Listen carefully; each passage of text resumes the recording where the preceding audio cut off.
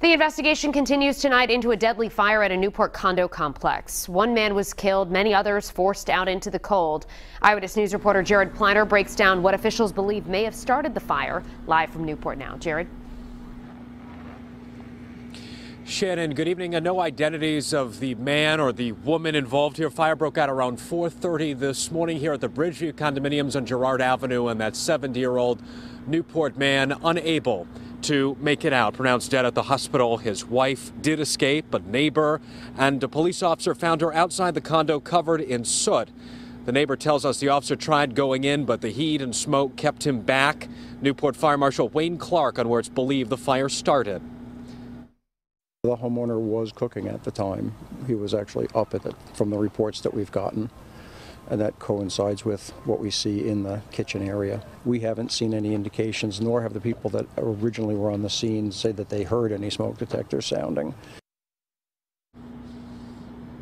Clark says the victim was ultimately found outside the kitchen area. Now, several other condos have smoke damage. Several residents kept up nearby, or put up, I should say, nearby, as work continues to try to fix some electrical damage that resulted in the heat being knocked out. They were told, by the way, to expect about 48 hours out of their units. Coming up new at 6 o'clock, we talked to a neighbor who called 911 very early this morning. For now, live in Newport, Girard Avenue, Eyewitness News. Tonight, investigators are trying to pinpoint the cause of a tragic early morning fire at a Newport condo complex. As we first reported on Eyewitness News at noon, firefighters found a 70-year-old man unresponsive inside his burning home here at the Bridgeview Condos on Girard Avenue. New at 6, we're hearing from a neighbor who noticed the smoke and called 911. Eyewitness News reporter Girard Avenue joins us live now from Newport with the East Bay Mobile Newsroom. Girard.